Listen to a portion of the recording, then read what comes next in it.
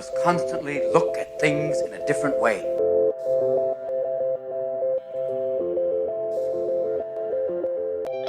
The Healthcare Education Transformation Podcast was created by two physical therapists out of the desire to learn more about the different educational roles in physical therapy and healthcare, and how healthcare education works by talking with educational leaders and people with different perspectives within physical therapy and across interdisciplinary lines on how education can be improved to disrupt the status quo of healthcare education. This is our journey, and thanks for listening. Are you a third-year physical therapy student that excels on tests when you have study guides, checklists, and deadlines? With all of the information available about how to prepare for the NPTE, it's easy to get disorganized and not feel prepared going into the big day. NPTE Prep Success is an online course that provides PT students easy-to-use study guides and step-by-step guidance through the NPTE preparation. To learn more, visit kylericeprep.com. Thank you again all for your continued support, and now for the show. Hi, everyone. Welcome to the Healthcare Education Transformation Podcast. I'm your host, Stephanie Wyrock, and I'm joined by my co-host, Brandon Pohen. Today, we welcome Dr. William Boissonnault onto the show for a discussion into medical screening and differential diagnosis in entry and post-professional PT education. Bill is also the Executive Vice President of Professional Affairs for the APTA and Professor Emeritus at the University of Wisconsin-Madison, where he teaches medical screening and differential diagnosis for physician referral. He is the editor of the textbook Primary Care, The Physical Therapist, Examination and Triage, and past co-editor of Pathology, Implications for the Physical Therapist, Volume 1. He has multiple journal articles related to differential diagnosis and physical therapist practice.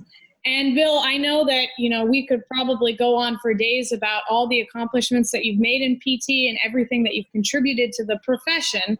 So there's more to the biography than I read, but do you know? That's okay. How do you think that you can tell our listeners maybe a little bit more about yourself, your journey, and how it's led to where you are today, and how you became interested in differential diagnosis? Okay. All right, I'd be very glad to do that. First of all, thank you for the invitation. I'm very pleased to do this. In terms of my career path in medical screening differential diagnosis, I came out of PT school in 1977, and back then, I was taught some basic red flag examination, schemes and questions. So I knew back then somebody with low back pain, I should ask about bowel and bladder problems. I knew to screen the nervous system, et cetera. But it didn't go much beyond that. And so for the first 7 years of my career, when I saw a patient in those days, almost all patients had been seen by a physician, referred by a physician. I assumed that PT was where they belonged. So I had some pretty thick blinders on. And then, not surprisingly, the best lessons I've ever learned in my career have come from patients. So I was in a private practice up in Minneapolis, St. Paul, and had a patient who'd seen a physician, had plain films and CT taken of his low back. They didn't find anything, and he was diagnosed with mechanical back pain syndrome, which was a common diagnosis that we saw. And he presented with mechanical back pain. There were no red flags. I asked him about bowel and bladder issues, and I worked with him for a month, and then he was scheduled to go back and see the physician. And so I contacted the physician and said, he hasn't made much change functionally, but I think he's working hard, and if we keep plugging away, he'll start coming around symptomatically. And so the doc said, fine, I'll send him back to you. Then about 3 weeks later, I ran into the physician in the hallway and said, hey, by the way, patient so-and-so, he's not on my schedule. And the doc said, he apologized and said, I'm sorry, I should have called you, but he's got cancer. I said, cancer? I said, where did that come from? Because he seemed perfectly fine to me. And he said, well, when I saw the patient, he complained of some recent bowel changes. We ran some tests, and he's got colon cancer, and he's got metastasis. And I said, well, I asked him about bowel and bladder problems, the first visit, and he told me all the answers were no. And the doc said, well, that's what he told me when I first saw him as well, but this is something that had changed. And during the time the patient was seeing me. So we didn't have much time to chat, but of course I was upset, thinking, why didn't the patient tell me, how did I miss this? And and the prognosis was not good for the guy. So I felt miserable. And so about a week later, I called the doc again and said, can we meet and talk about this patient? Because it really bothers me that, I should have done something different. So he agreed. So I took him out for breakfast. He liked breakfast. I took him out for breakfast. And he made a point to tell me that, look, even if you had called me 2 weeks earlier, the prognosis was not going to change. So he's trying to make me feel better. And but the discussion we had kind of helped make me realize that the screening process, it's ongoing.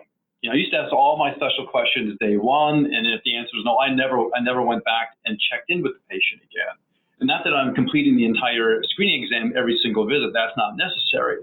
But I need to keep in the back of my mind that something may be changing and not assuming the patient's going to tell me. So I ended up meeting with this doc. I took him out for breakfast once a month for about a year and a half, actually, just kind of picking his brain, sometimes about patients he had sent me, sometimes other patients. He would say, Bill, you need to read this and do this. But I learned a lot of lessons from that patient, and that physician made me realize I needed to change my approach to how I examine patients and my thought process.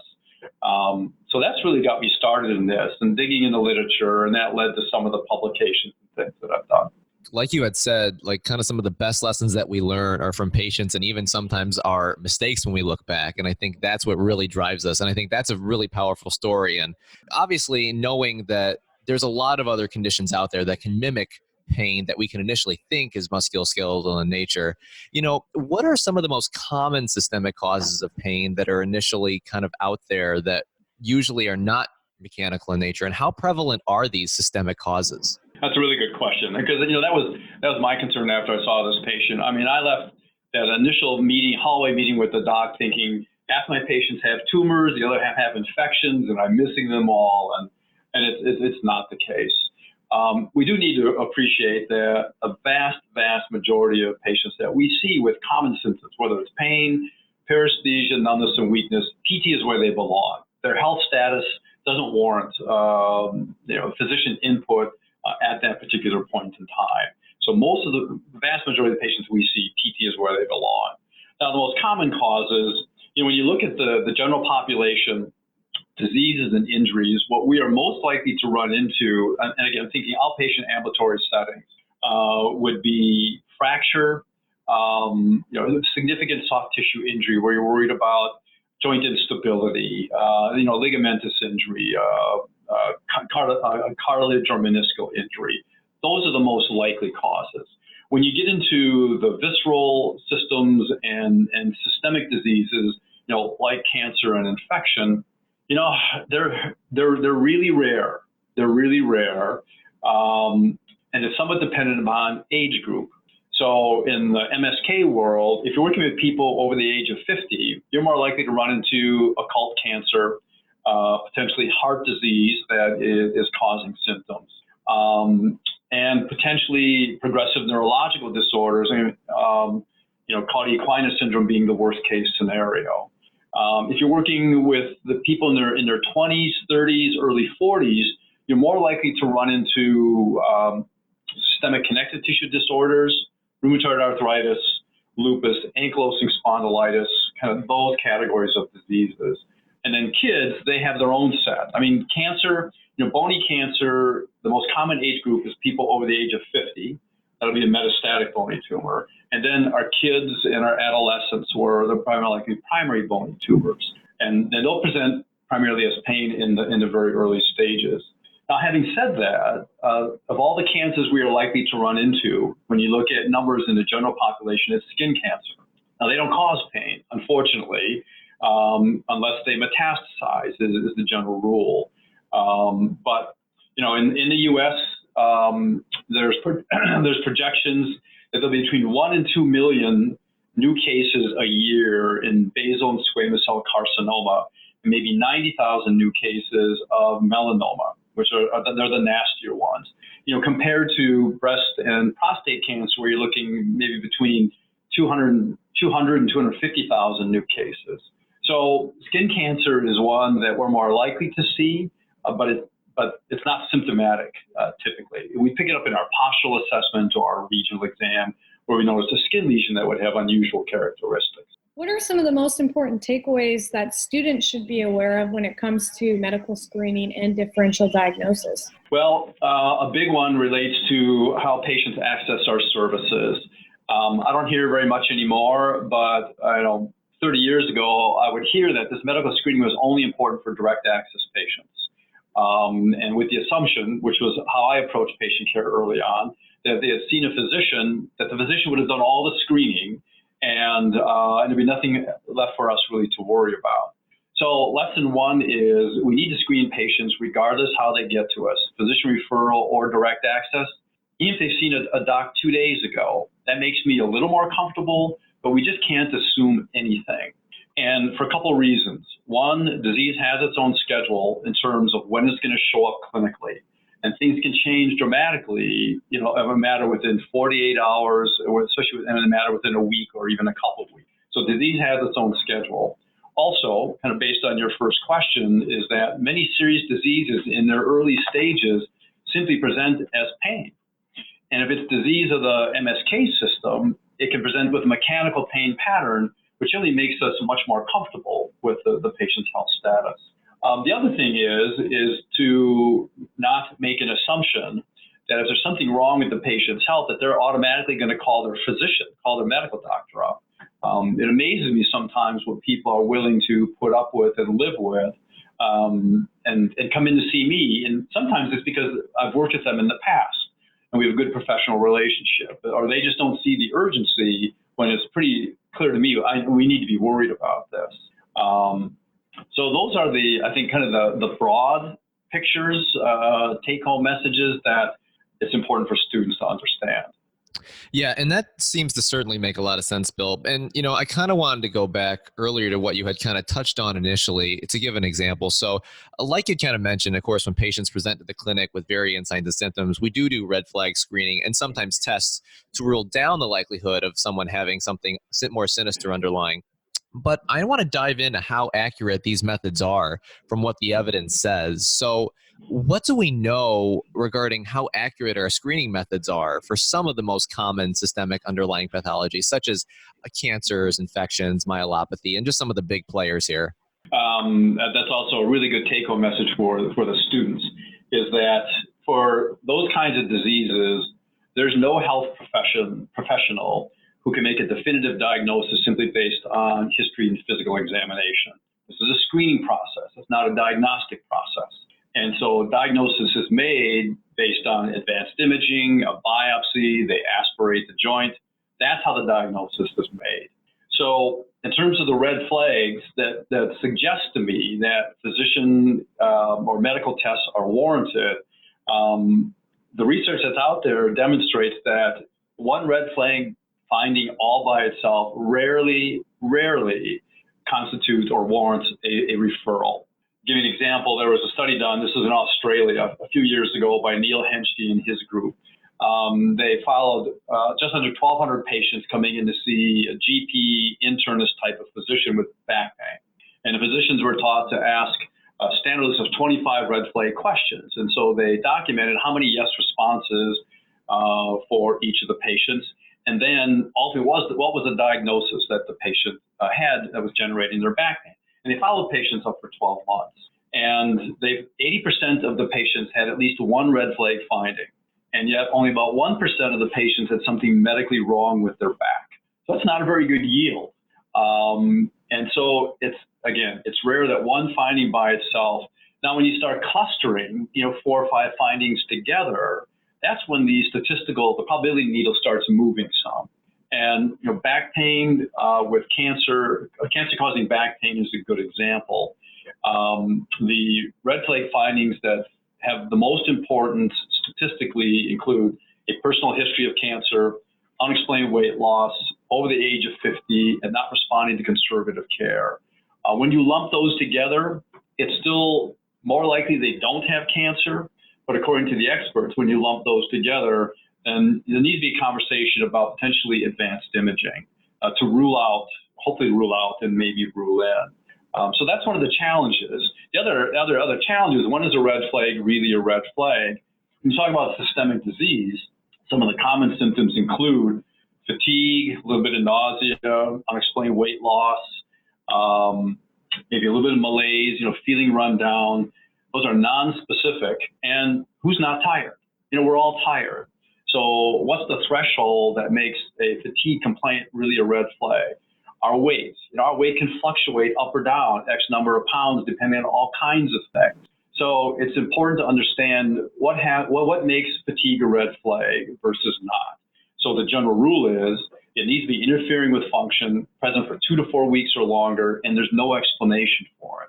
So some of these red flag findings require a second, third, or fourth question to determine, is it a red flag or not? So that's one of the challenges. So now, not surprisingly, a lot of the strongest guidelines out there statistically are made up of more than one criterion, as you can imagine, and that's what it takes to drive a different clinical decision. I think you make a good point there, Bill. Finding these clusters and identifying these patterns is a really important part of becoming an expert clinician. So then my next question is, do you feel that graduates from DPT programs across the country are adequately prepared in differential diagnosis and medical screening and are able to pick up on these patterns? I think generally yes. I've not seen any benchmark survey data of all the programs, exactly what they teach. CAPTI has some general evaluative criteria that kind of help drive a curriculum in terms of minimum standards. And certainly compared, and I think a lot of it has to do with direct access. Even though I said we need to screen regardless how they get to us, direct access has helped drive education in that direction. So, I believe that students are getting the guidelines, the DVT guidelines, some of the imaging guidelines, our routine. We've been teaching the bottom bladder questions forever for patients that have low back pain. So I think direct access and going to the DPT has driven this area in terms of the education process. There's more depth and breadth than what was taught before. But Stephanie, you're right. I mean, a new grad is still a new grad. As a novice practitioner, whether you're talking about somebody who's just come out of med school, dental school, or a PT program. And so I think the students, they're getting the information, but with experience and hopefully mentorship, they start recognizing those patterns faster and faster. Right. And then even just recognizing like the specifics of those clusters, making sure you're getting accurate information, to make sure you can really tease out what's more likely to be a true red flag, what may not be a true red flag, and then kind of putting that in line with your mechanical exam and seeing what your findings are there. Because a big thing I've always learned is if you can't change symptoms, no matter what you do, you should start thinking about maybe there might be something else potentially. Yeah, you're exactly right. For the MSK patient, that's one of the big assumptions. And also part of the screening process is response to treatment. Trial treatment is an important part of our examination scheme. And so if I position a patient, I do an exercise, I do a manual therapy technique, and I stand the patient back up and they move better with less pain, they're walking faster, that generally makes me more comfortable that PT is where they belong. And response to conservative care actually is part of some of the guidelines out there screening for serious diseases. So we do collect a lot of information that helps us make this bottom line decision. Do I treat and refer, or refer only? Right. And, and obviously seeing that you've done a lot of teaching regarding this specific topic, how do you feel that differential diagnosis and medical screening optimally should be taught in entry-level PT education? I think ideally it's integrated throughout the curriculum. It's almost a transcurricular theme, and it can start in anatomy. So it's not just identifying, there's the kidney, but see the kidney's relationship to the trunk. And so if a kidney is causing pain, it's more like it's going to cause back pain, not abdominal pain. So in terms of making anatomy relevant outside our neuromusculoskeletal system, I think that's where it can start. Also, that's also where imaging, I think, can easily be initiated in the curriculum. That's one reason why we learn anatomy, so we can identify structures on a plain film or on MRI or even maybe ultrasound. So there's nothing wrong with having a medical screening course. When I taught at Madison, we had two. We had, they were called clinical medicine courses, and they encompass medical screening, imaging, and pharmacology. But so it can be packaged multiple ways, but the sooner it's introduced, the better. At Madison, the medical screening course used to be in the very last semester. And it was feedback from students who were telling us, we need this information sooner, because they're going out on their clinicals. And they said this information would have been helpful before they went out on their clinical. So then we moved it to the front end of the curriculum and then tried to reinforce it throughout. So teaching it in context around patient cases, patient vignettes, and introducing it as early as possible, and then continuing as a theme, I think are important concepts. What resources would you recommend to the student or clinician that wants to get better at medical screening or differential diagnoses, for like books, CEUs, podcasts, any specific recommendations you have? You know, the pathology book by Catherine Goodman and Terry Snyder is dynamite. You know, it's written by a PT, for PTs, and it really makes it relevant to our practice. So in terms of a path book, I think that's the best that's out there. Catherine also has a book on differential diagnosis that she's in her 3rd or 4th edition. You know, I think the book that she did and then that I've done early on are probably the two that are utilized the most. But you know, there are also programs that are moving away from the textbooks and more related to the literature, systematic reviews. PT Now is a great resource for students and faculty, not just related to this topic, but to lots of other topics where, you know, they can type in deep vein thrombosis and all kinds of information are going to come up related to management as well as screening. So those are probably things that come through off the top of mind. Got it. And, and Bill, thank you for kind of just sharing, I know, your insight on this topic, because it's very, very important because, I think people that, like you had kind of said, your story earlier kind of brought you in. I think when you have an experience like that, it always kind of sets the alarm off in your mind ever since an incident like that happened. So I think it's a big message for students, clinicians, and faculty to remember. And we usually like to ask this last question at the end of each episode, because with us being the Healthcare Education Transformation Podcast, we want to kind of ask this question. So the question is, if you could change one aspect of healthcare education, PT or otherwise, which aspect would you change and how would you change it? I think the sooner our students get involved in clinical education, the better. The sooner they interact with other healthcare providers, the better. Knowing who the healthcare team is, the various roles, responsibilities that people can play is critical. And so the students start seeing their CIs and faculty, how they develop relationships with other health professionals. And the reason I push that, because that is what's best for the patients. I'm all about what's best for the patients. And that ties into this medical screening process. It's all about the patient. But the relationships that I developed over the years in the various hospitals and practices I've worked in with physicians, there were physicians I could walk down the hallway. When I had a patient, I had questions. I could go find a physician down the hallway that I had a good relationship with and say, hey, what do you think? What should I be thinking here? Or can you come take a look at this patient with me? I worked in some non-hospital-based private practices where we're the only health provider in the building. So then you have to work harder to build relationships and to communicate. But I think the sooner the students experience patient care, they see communication occurring between PTs and other healthcare providers, and hopefully the role modeling is what it should be. That can't happen soon enough. And so there's how best to do that, how best not to do that is to have somebody come in and do a 1-hour lecture on their profession. Not that that's bad, but it's forgotten almost as you remember probably from PT school. And I used to go in and do a 1-hour lecture on physical therapy for the medical students at Madison and then some of the residency programs. And so for the first 2 years, I had all these slides about what PTs do, and we work with individuals across the lifespan, and the students who attended, their eyes would glaze over after about 10 minutes.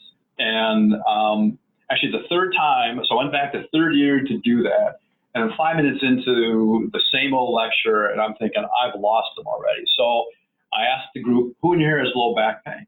And 3 people raised their hands and said, would you be willing to allow me to do an exam on you and do a demo in front of your classmates?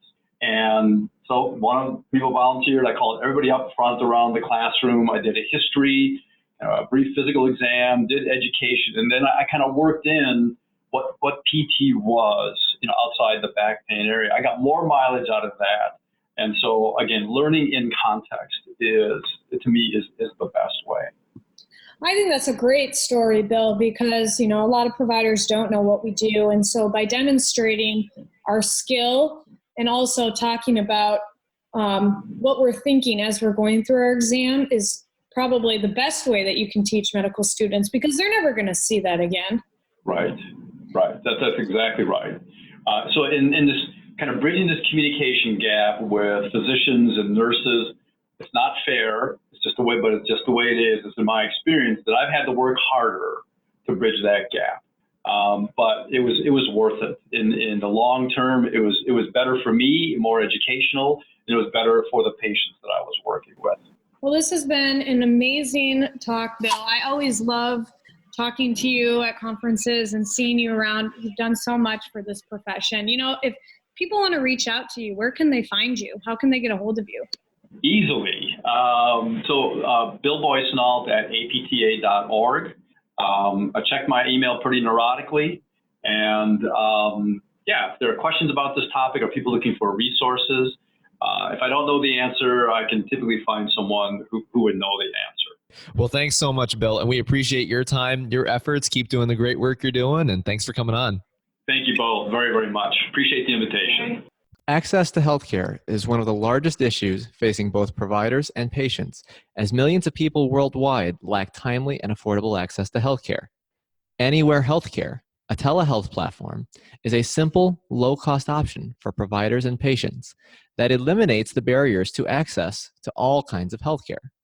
To find out more, check out anywhere.healthcare, which is available on our show notes. And if you use the code HET in all caps when you email to sign up, you'll save 25% off the total cost. Thank you for attending class today, and we hope that you learned something and gained value from the content. If you'd like to schedule office hours with us, feel free to add us on Twitter at HET Podcast, on Instagram, HET Podcast, on Facebook, the Healthcare Education Transformation Podcast, and the homepage, healthcareeducationtransformationpodcast.com. And for those of you following along in the syllabus, extra credit can be obtained by liking us, sharing us, and leaving a review. Let's continue our journey up Mount Educational Success as lifelong learners.